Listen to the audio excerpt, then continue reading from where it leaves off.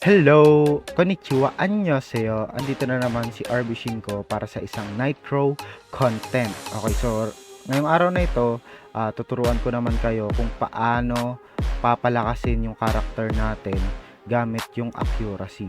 So pag-uusapan natin, it's all about accuracy. Okay, so bago natin umpisahan, syempre, kailangan muna natin malaman bakit kailangan ng accuracy. Okay, so makikita nyo yan dito. So yung accuracy natin ngayon is 139. Okay, so iba pa yung accuracy natin na idadagdag sa mga buffs. Okay, so mamaya pag-uusapan natin. So lahat ng mga accuracy na pwede nating makuha dito sa game.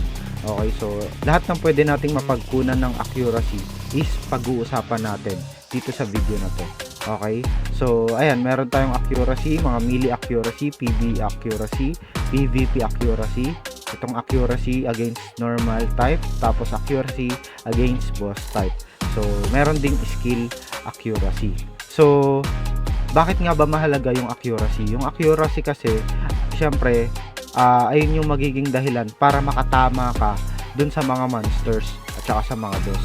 Kapag pataas kasi ng pataas yung level, okay, pataas ng pataas yung level ng dungeons, pataas ng pataas yung level ng quest, pataas ng pataas yung level ng mga monsters,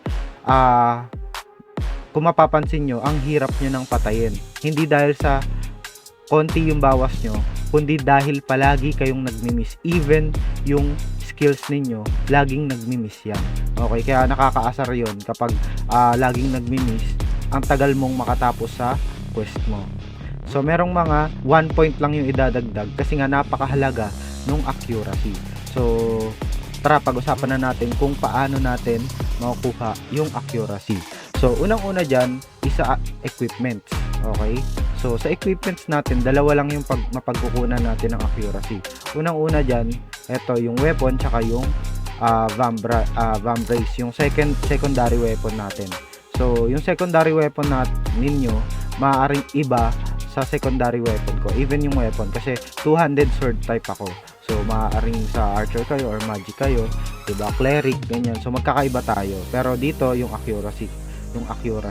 So dito, kung makikita mo, yung accuracy niya, accuracy ng sa akin is rare na kasi yung sa akin, kaya 20 siya. Okay, 20 yung accuracy ko. Tapos yung yung dito sa Vambrance ko, plus 10 na yung accuracy ko. Okay. So para mapataas pa natin tong accuracy nito, may tinatawag tayong enhancement. Okay, so i-click nyo lang to. Okay, enhancement. So kailangan nyo dyan yung enhancement scroll. Para makita nyo kung ilan yung idadagdag nung pag-enhance nyo, pwede nyo ilagay dito. So yung una yan, yung hindi ko pa in-enhance yan, plus 6 pa lang yan. Pero nung in-enhance ko na, ayan, ng plus 7, para hindi siya mabasag. Okay, kapag more than that, pwede na siyang mabasag, pwede nang mawala. Okay, so sayang naman. So kaya ayan, nag plus 7 sa akin, kaya plus 14 yung accuracy. So napakalaking bagay nun sa akin, kaya ang nangyari is plus 20 na yun sa akin. Okay, kung makikita nyo, ayan, 20 na. Tapos kung makikita nyo, merong dagdag dito. So ang tawag dyan is yung refinement. Okay, so yung refinement naman, pagka-click nyo dyan, kailangan nyo naman nito, itong weapon refinement stone. Okay, so yung sa refinement stone, ang makukuha nyong stat is ito. May makukuha kayong accuracy dyan, 1 to 2. So yung nakuha ko lang is 1, pero okay na yun kasi yun lang naman yung kailangan ko, yung accuracy. Okay, basta dagdag accuracy, kasi random yan random yung ibibigay pag nag-refine kayo. So bawas gold lang din. Okay, so by the way, mare-refine nyo lang yung isang item kapag rare siya. Okay, kapag rare siya, maliban sa ibang items katulad na lang na itong amulet. Okay, ito pala yung holy relics, tapos ito yung amulet of life.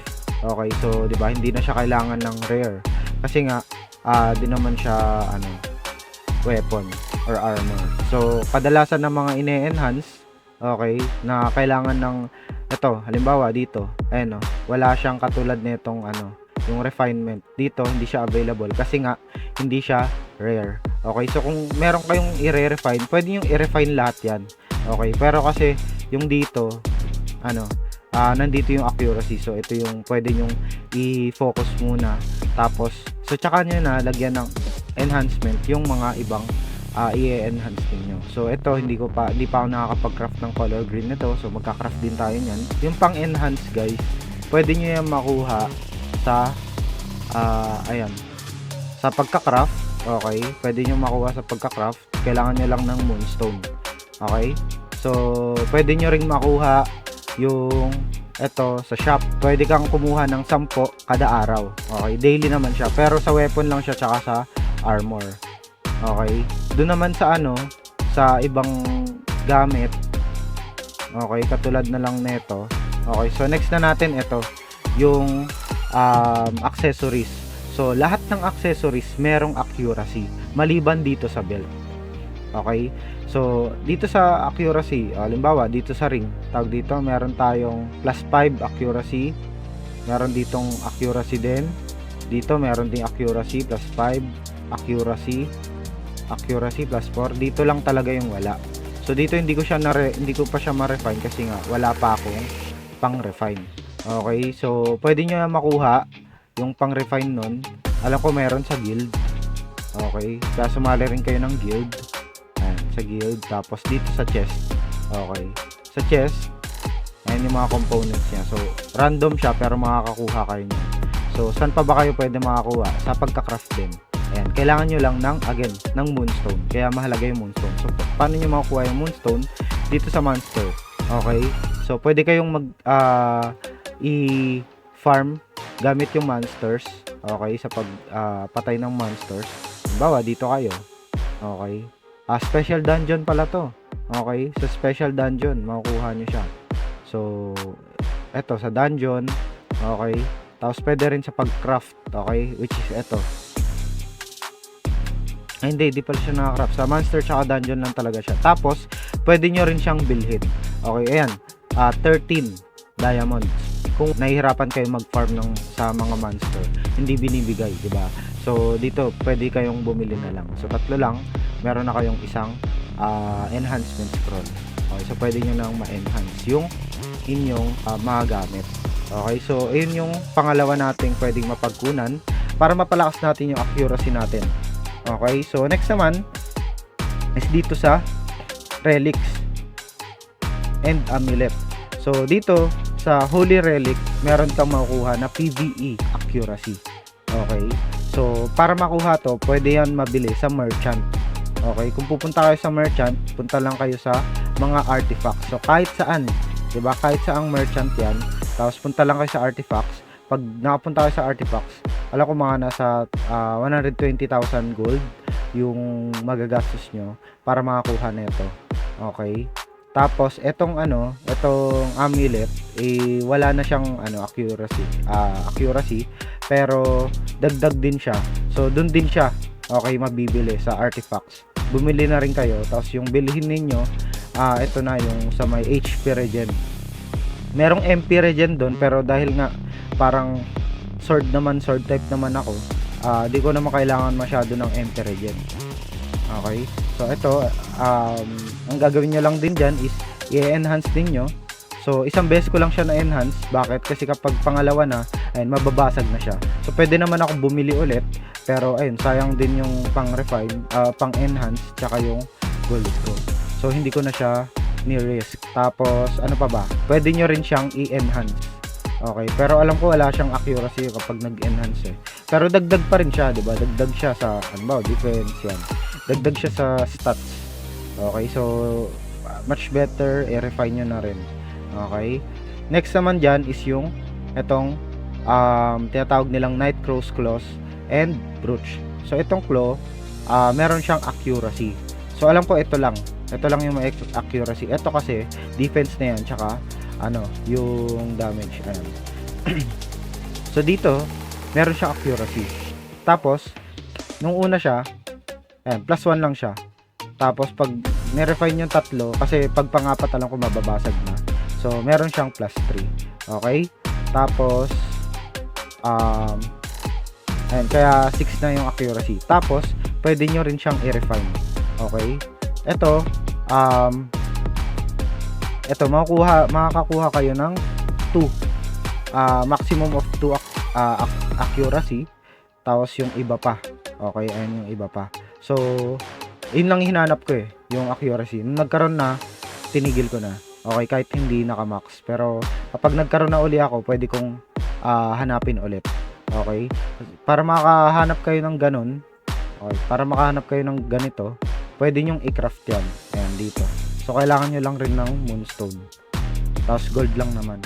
Okay? So, moonstone lang, tapos gold. Pero, sa mga achievements yan, sa mga quest, nakukuha naman siya.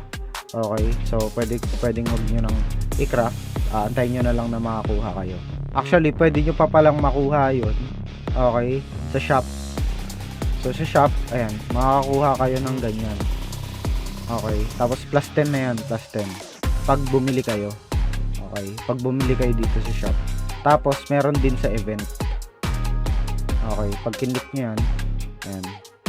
Ayan, makakakuha kayo nyan. Ayan o, plus 10. So, 2,000 diamonds. Pero, mayroon namang free. Okay? Ayun sinasabi ko na mayroon namang free na binibigay. Which is, pero kung, halimbawa, nag-invest kayo, 2,000 diamonds. 50 yung makukuha nyo. So, pwede kayong enhance na makapag-enhance. Kahit na mabasag, okay lang. 'Di ba? Okay lang. So, ako, nag-enhance ako. Alam ko yung nag-enhance ako. Pero, ito lang. Nag-success yung plus 3. So, alam ko plus 2, safe pa. Pero, ay hindi. Alam ko isa lang eh. Plus 1 lang eh. Tapos, nung plus 2, plus 3, ayan. Ano na siya? Pwede na siyang mabasag. Pero, yun, sinuwerte tayo. Dito, nabasagan ako. Pero, ayan, plus 3. Yung pinakamataas kong nakuha. Okay, so, hindi ko na ni-risk. Kasi, yun na yung pinakamataas kong nakuha eh. Okay. So, saan pa ba tayo pwedeng kuha ng accuracy? Okay? Siyempre sa crafting. So, unang-una dyan yung weapon mo. So, yung gamit ko ngayon is eto. Okay? Ayan yung gamit ko ngayon. So, nirefine ko na siya, kaya siya may ganyan. Pero, ito yung una ko nakuha. Tapos, nung in-enhance ko na siya. Nag plus 14 na. Ayan, tapos plus 7. Okay? So, may makuha kayong accuracy dyan. Tapos dito, nung nirefine ko, nagkaroon ng accuracy. Okay, so kung ito pa lang yung weapon ninyo, katulad ko dati, nung una pa lang, okay, hindi ko pa ito nakaka-craft, okay, ito pa lang meron ako. So, meron siyang accuracy. So, next doon is yung secondary gear. Makakuha nyo. So, kung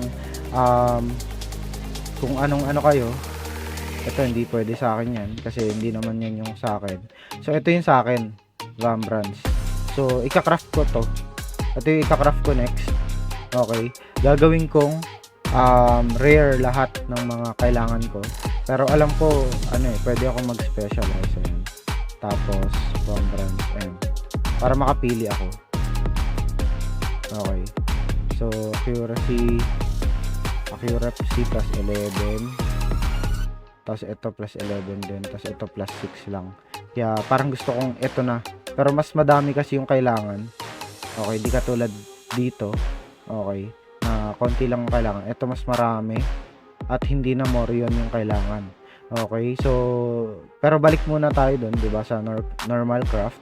Okay, so secondary gear again, makakapagbigay ng accuracy. So mag-craft kayo ng mas mataas na rare ng weapon ninyo.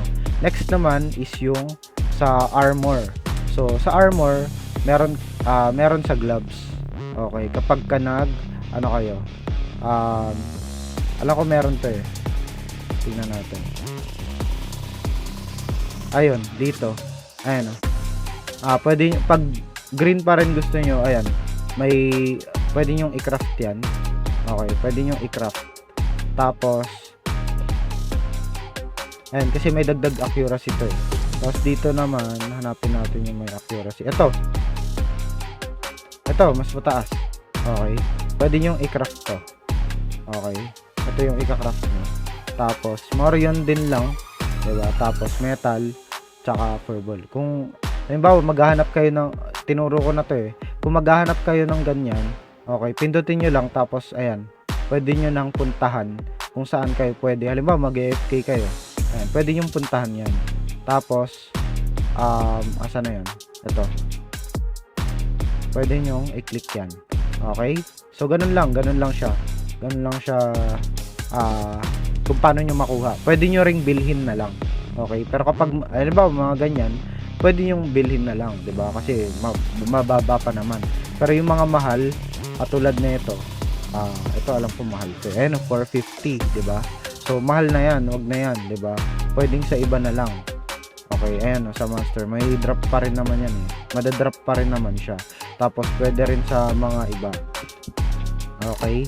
So, next naman natin is yung sa accessories. Okay?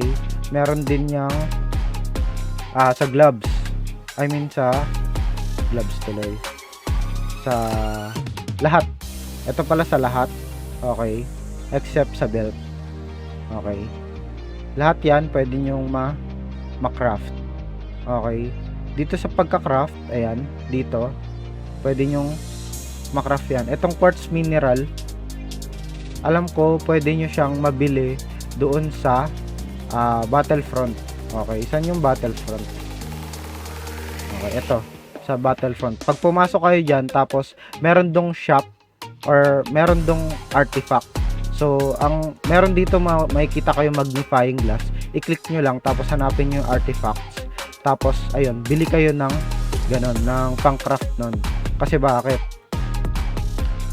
Kapag ito kasi, sa accessory, tapos sa ring, ayun meron siyang accuracy. Okay, so pwedeng ito na yung ano nyo, pero ayun nga, gagastos na naman kayo ng more yun. So, kung katulad ko, normal pa lang yung ring ko, so pwede akong mag-craft, mamaya magka-craft ako, tapos bibili ako ng siguro ng quartz mineral. So kailangan ko ng 60. Tapos kung hindi inabot doon, bibili na lang ako dito. So 22 lang naman. Pero mahal pa rin siya para sa akin mahal siya. And ayan. So 22. So tas ilan na lang? Ay hindi. Merong times 8 dito. So ayan.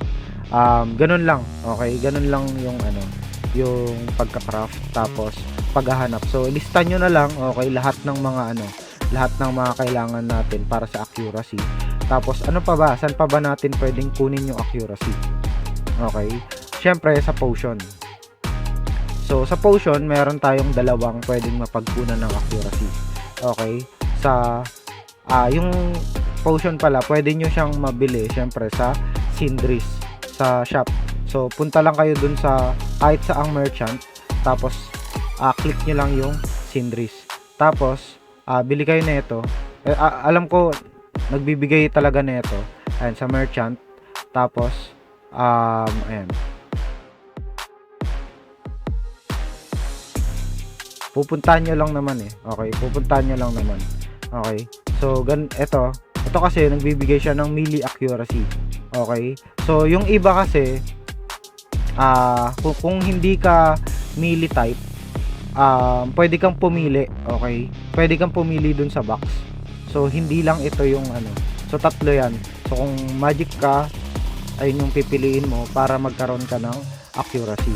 Tapos yan, etong Drought of Victory. So mahahanap naman tong Drought of Victory sa merchant. Okay, doon pa rin sa Sundries. Sundries. Acceleration 4, 'di ba? 4, napakalaki na niyan, 'di ba? So kung meron akong acceleration na 139, kapag ginamit ko 'to sa boss fight, ganyan, sa mga dungeons, okay, sa mga may hirap na quest, ayan, magkakaroon ako ng accuracy for 10 minutes. Pwede nyo namang i-auto use. Okay, kung meron kayo. So kung meron kayong 6 niyan, so meron kayong isang oras na pwede nyo magamit yung potion na to. Tapos next dyan is yung sa DOV din, pero Drought of Vigilance. So meron siyang plus 3 plus yung iba pang stats na pwede nyo makuha. So saan siya makukuha? Pwedeng sa shop. Okay, ayan, 240. Pero pwede rin dito sa gold shop. Bumili ako dalawa, 'di ba? So 5 yung kada araw. Okay? Pero saan pa ba? Meron pa Meron pa, which is dito sa collection. Dito naman sa collection, kaya kung mapapansin nyo, kapag halimbawa nagbenta kayo ng mga items, ng mga nalulot ninyo sa mga dungeon. Halimbawa ito, binenta ninyo, merong bibili eh. Bakit? Para yun dito sa collections, kasi gusto nilang magpalakas pa. Okay, kaya maraming bumibili. So para malaman nyo yung yung accuracy dyan, filter nyo lang siya, tapos PvE acceleration, tsaka melee acceleration pagdating sa akin. Kung range kayo, acceleration range. Kung magic kayo, magic acceleration range. Okay, so confirm nyo lang. So makikita nyo na lahat ng mga kailangan ninyong unahin. Okay, so meron ako ditong inuna. Ayan, kunyari ito, kasi achievable siya. Okay, achievable. So ito, bumili ko nito. Binili ko to. Okay, binili ko siya. So kung makikita nyo sa history ko, ayan, bumili ako, tapos binenta ko pa nga isa kasi nagkamali ako, 'di ba? So ayan, binili ko yung 10. Kasi bakit? Meron siyang PvE acceleration. So ito kaya ko nang kuhain agad. Kaya ginawa ko na. Okay, so kung ano yung mga kaya nyo unahin agad, bilhin nyo na. So meron akong dalawang dalawang pwede nyong makuha agad, which is eto, pati yung Captain's Treasure Map. Ano ba siya? So pwede nyo siyang makraft. Okay, at nagbibigay siya ng 1 acceleration. Sabi ko nga sa inyo, 1 acceleration, napakahalaga na nun. So dito naman, pwede nyo siyang makraft. Okay, so nagcraft ako na ito. So rough leather lang naman yung kailangan niyo. So meron na kasi ako noon kagabi. Kaya kinraft ko na. Nung pagka-craft ko, ni-register ko na kaagad dito kasi plus 1 accuracy. Plus ito pa. Ayan, craft. So kailangan nyo lang is furball tapos morion. Okay, so dito alam ko, hindi, wala. So ito, kailangan ng 2 morion. So kung meron na kayong morion, okay, saan makukuha uli yung morion? Dito sa dungeon, sa Land of Prosperity. Okay, so dito yung makukuha yung morion. Tapos ayun nga, balik tayo sa collect, filter, balik tayo doon. So dito sa antique, ayan, so pataas na lang ng pataas yan eh. So kung meron na kayong 2 morion, ayan, pwede nyo nang kunin to para plus 1 accuracy. Dito naman, okay, ayan, so 10 na yung morion na kailangan nyo. So kung may 10 kayo tapos 35 na rough leather, i-craft nyo na rin. Okay, so ito matagal-tagal pa yan, 60, 175. So mahal kasi yung morion ngayon. Depende pa yan kapag nilabas, pag pwede nyo nang sa token, sa NFT or sa coins natin, which is level 45 pa naman. Matagal-tagal magpa-level dito. Yun yung kinagandahan dito kasi hindi ka kaagad makakapagpa-level ng mataas. Talagang paghihirapan mo talaga to. Okay, so yun yung kinagandahan dito, kaya gusto ko rin na ito kasi hindi siya mabilisan. Talagang pag-iisipan mo kung ano yung mga dapat mong gawin. Okay, so pwede nyo siyang bilhin ayan 250. Pero ayun, dito kayo makakabili ng morion. Okay, so dito meron akong 2 morion. Okay, so yung naka-bound pwede nyong ipang-craft. Yung mga hindi naka-bound pwede nyong ibenta. Okay, pwede nyo yung ibenta. So yung mga naka-bound, pwedeng yun na lang yung pang-craft nyo. Okay, so ito halimbawa, ayan, 2 morion yan. Tapos punta tayo dun sa collect, tapos sa antique, tapos yung sa dal, tapos yan, craft natin, no? Craft natin yung dal. So may 2 na ako. So kailangan ko ng furball. Teka lang, nakalock din yata yung furball ko. Ayun, nakalock na yung iba kong furball. Unlock natin. Tapos punta ulit tayo dun sa collect. Tapos filter nga natin ng accuracy ito. Ayan, sa antique. Tapos dito, ayan, meron na tayong 10 niyan. Tapos ayan, pwede na nating i-craft yan. So pag craft natin yan, ayan, makukuha nyo na siya. Tapos pwede nyo na siyang i-register. So kanina 139 yon. So kapag ni-register ko yan, okay, plus 1 accuracy. So kung titignan nyo rito, ayan, 140 accuracy na. Okay, so again, malaking bagay yung 1 point ng accuracy. Okay, so sa iba pa, okay, sa iba pang crafting, sa craft, basta sa crafting tuloy, sa collection, sa iba pa dito sa collection, basta again, PvE acceleration, tsaka melee acceleration, or depende sa kung anong gamit ninyo. Ayan. Wag nyong ibenta agad. Okay, lalo na dito sa gear. Okay, mamaya ibenta ninyo. Halimbawa, ito. Meron ako nito. Kaso, hindi siya plus 4. Okay, hindi ko alam kung plus 4 na enhancement o 4 na ganon. Okay? So, kailangan ipunin nyo din. Okay, ipunin nyo din kasi magagamit nyo eh. Okay, magagamit nyo. So, halimbawa, ito, naka-craft yan. Tapos, ito, naka-craft din to. Okay? Ayan, naka-craft siya. Tapos, ito, naka-craft siya. So, ganun lang. Talagang lalaruin nyo siya. I-ano nyo lang yung pinaka main goal nyo. Tapos, ayun yung uunahin ninyo. 'Di ba? Napuntahan, 'di ba? Ngayon dito sa shop, pwede kayong kumuha ng mount style tsaka weapon. Okay, bakit? Kasi dito kung titingnan niyo dito sa weapon style, okay? Ito, meron ako nakuha na epic 200 sword. Okay? So ano yung kinaibahan nito? So ito yung una ko yung una ko nakuha. Tapos ito binigay na lang after yung Night of Death. Pero nakuha ko na to bago ko natalo yung Night of Death. Kaya ako siya natalo. Bakit?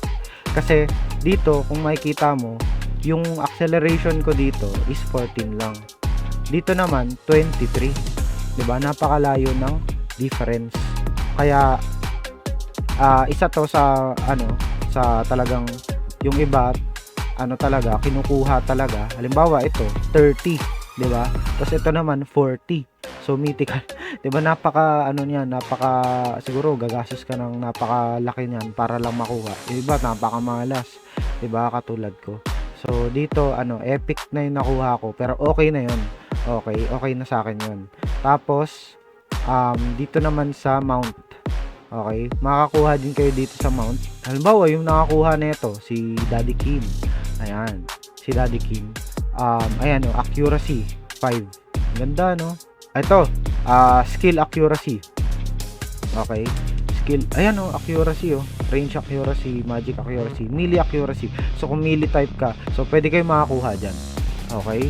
So depends siya sa rarity, tapos kung ano yung makukuha mo. Tapos saan pa ba?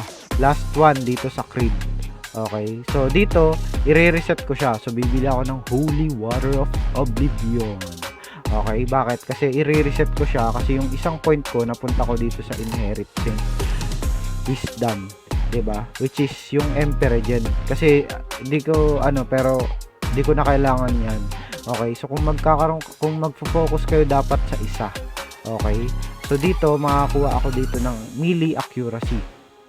Okay, so magfo-focus lang ako dito sa melee accuracy. Kung kung range kayo, yan range accuracy. Kung magic naman kayo or cleric, yan dito kayo magic accuracy. So i-focus nyo lang sa isa para makuha nyo yung maximum accuracy, damage, crit, lahat yan. Yun lang yung about sa accuracy. So lahat yun pwede nyong ilista lahat ng sinabi ko rito para gagawin nyo na lang, tapos i-focus nyo na lang. Okay, so kung meron pa ako nalaman na pwedeng maging advantage or pwede nating pagtulungan, okay, at pwede nyong malaman na tips and tricks dito sa Nightcrow, is mag-upload agad ako. Okay, so yun lamang po dito sa ating video. So maraming salamat po sa mga nanood at nagtapos dito sa ating video. So kung hindi ka pa nakasubscribe or nakafollow sa Facebook page natin, mag-follow na kayo para sa mga Nightcrows guides, tips, and contents, and yung syempre yung mga boss fight, yan mag-upload din ako yan, tsaka yung mga dungeon natin. Okay, so yun lang, maraming salamat sa inyo. Let's go!